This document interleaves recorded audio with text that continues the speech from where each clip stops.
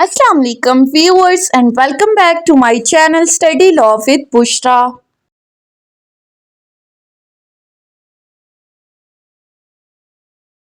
So we were discussing Order 21 of Civil Procedure Code 1908, and in today's video we are going to start from Rule 97. But before starting the discussion, I request you all to please subscribe to my channel and don't forget to press the bell icon for latest updates. Do share this video with your friends and don't forget to comment your feedback. So let's move towards the discussion. अपनी last video में हमने rule 96 तक discuss किया था और cell of immovable property के portion को complete कर दिया था। आज की इस वीडियो में हम नेक्स्ट पोर्शन को स्टार्ट करते हैं, जो कि बात करता है resistance to the delivery of possession to the decree holder और परचेजर। अब इस पोर्शन में बेसिकली डिस्कस किया गया है कि जिस प्रॉपर्टी को during the execution of the decree attach करने के बाद सेल का ऑर्डर किया गया था और सेल में जो बंदा सक्सेसफुल डिक्लेयर हो गया था, अगर उस सक्सेसफुल बायर को या उस परचेजर को या अगर डिक्री होल्डर ने वो प्रॉपर्टी परचेज की है और उसको उस प्रॉपर्टी का पोजेशन ट्रांसफर नहीं किया जाता, उसको रेजिस्ट किया जाता है, तो फिर क्या प्रोसीजर अडॉप्ट किया जाएगा। स्टार्ट करते हैं रूल 97 से। रेजिस्टेंस और obstruction to the possession of immovable property. अब इस पहले रूल ने बता दिया कि अगर कोई इस इमूवेबल प्रॉपर्टी का कब्जा दिलवाने में किसी किस्म की कोई रुकावट डालता है या उसको रेजिस्ट करता है, मज़ाहमत करता है, तो फिर क्या होगा। So sub rule 1, where the holder of the decree for the possession of immovable property or the purchaser of any property sold in the execution of the decree is resisted or obstructed by any person obtaining the possession, he may make an application to the court complaining such resistance. अगर किसी immovable property का कब्जा लेने के दौरान कोई भी बंदा डिक्री होल्डर को या नीलामी में जो बंदा सक्सेसफुल डिक्लेयर हुआ था उस सक्सेसफुल परचेजर को पोजेशन लेने से रेजिस्ट करता है, उसके रास्ते में कोई रुकावट डालता है, ऑब्स्ट्रक्ट करता है, तो ऐसा बंदा यानी कि डिक्री होल्डर या वो सक्सेसफुल परचेजर कोर्ट के अंदर एप्लीकेशन फाइल कर सकता है इस किस्म की कंप्लेन करते हुए कि इसको इस प्रॉपर्टी का कब्जा दिलवाया जाए, क्योंकि इसके प्रॉपर्टी के कब्जा हासिल करने में रुकावट डाली जा रही है। Sub rule 2, the court shall fix a day for investigating the matter and shall summon the party against whom application is made to appear and answer the same.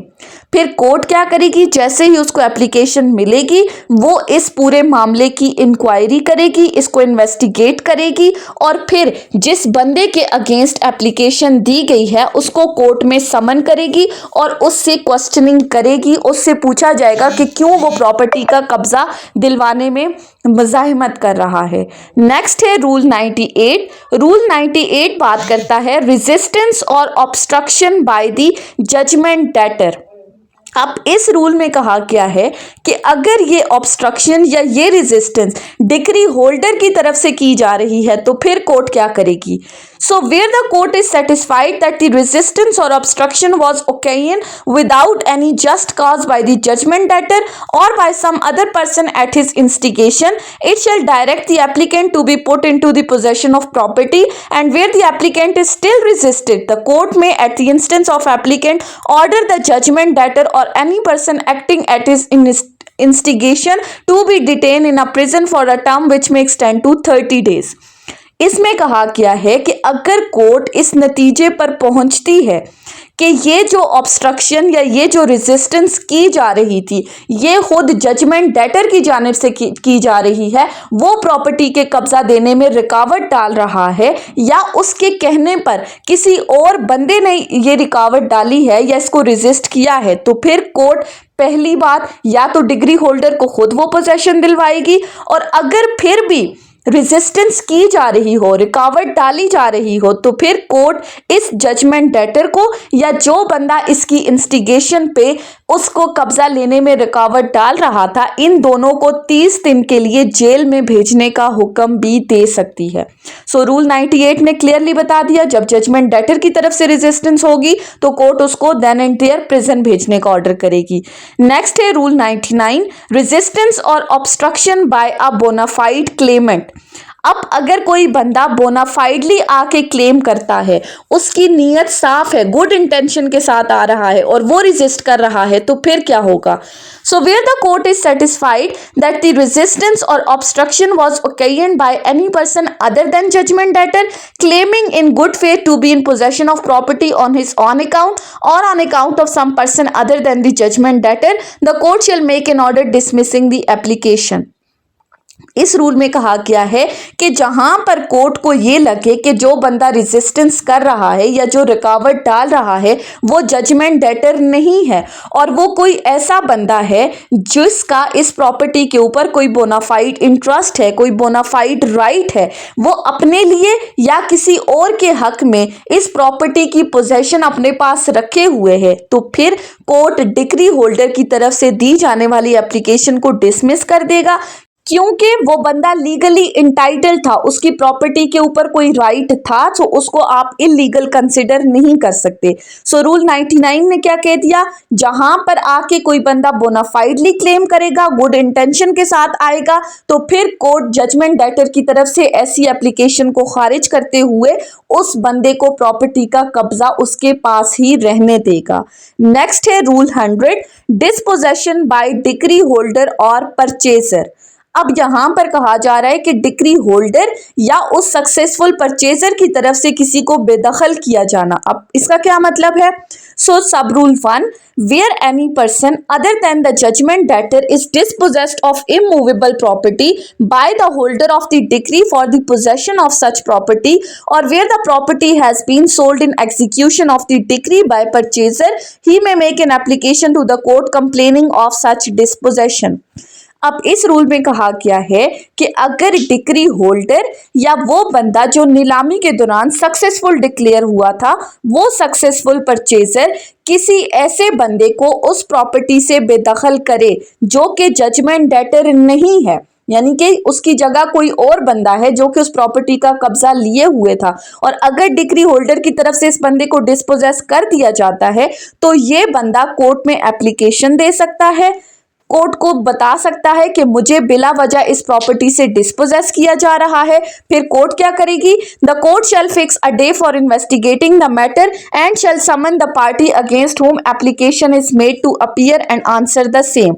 Court फिर इस मामले की पूरी इन्वेस्टिगेशन करेगी, पूरी इन्वेस्टिगेशन करने के बाद, इंक्वायरी करने के बाद फिर कोर्ट इस बंदे को समन करेगी जिसके अगेंस्ट ये एप्लीकेशन दी गई है, यानी कि डिक्री होल्डर और परचेजर को कोर्ट में बुलाया जाएगा और उनसे क्वेश्चनिंग की जाएगी।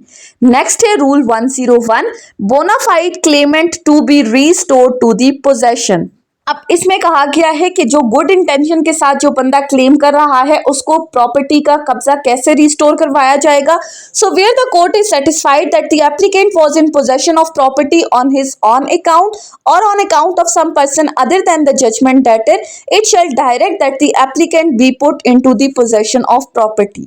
अब ये रूल 100 को फर्दर एक्सप्लेन कर रहा है, जहां पे रूल 100 में हमने कहा कि जब जजमेंट डेटर के अलावा किसी बंदे को डिस्पोजेस किया जाएगा तो वो कोर्ट में कंप्लेंट करेगा।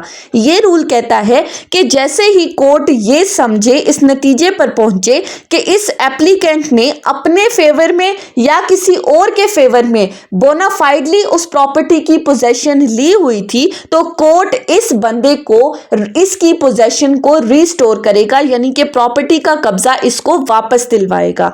ऊपर उसको डिस्पोजेस किया था डिक्री होल्डर और सक्सेसफुल परचेजर ने, इसकी एप्लीकेशन पर सेटिस्फाइड होने के बाद कोर्ट इसको इसका कब्जा वापस दिलवाएगी। नेक्स्ट है rule 102, rule not applicable to transferee lite pendente.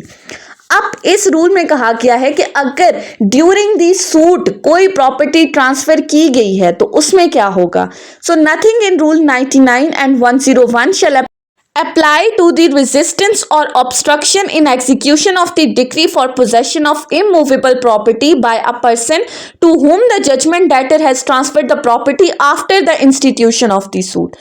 अब इसमें कहा क्या है कि जो रूल 99 और 101 में हमने चीजें डिस्कस की हैं वो कब अप्लाई नहीं होंगी, वो उस वक्त अप्लाई नहीं होंगी अगर जजमेंट डेटर ने during the pendency of suit यानी कि सूट फाइल होने के बाद अपनी प्रॉपर्टी किसी और बंदे को ट्रांसफर कर दी हो, तो फिर ऐसे बंदे को रेजिस्टेंस का या फिर पोजेशन रीस्टोर होने का कोई भी राइट नहीं है, क्योंकि कानून के मुताबिक लिस्ट पेंडेंसी के कानून के मुताबिक आप during the pendency of the suit कोई भी प्रॉपर्टी किसी दूसरे बंदे को ट्रांसफर नहीं कर सकते। नेक्स्ट है हमारे पास रूल 103। रूल 103 बात करता है certain orders conclusive and suit barred. अब यहां पर कहा है कि कुछ ऑर्डर्स जो हैं उनको फाइनलिटी हासिल है और नए मुकदमे पे ऊपर जो है वो बार लगाया गया है। अब कब? All the question arising is to title right or interest or in possession of movable immovable property between the applicant under rule 97 and the opposite party or between an applicant under rule 100 shall be adjudicated upon and determined by the court and no separate suit shall lie for the determination of any such matter।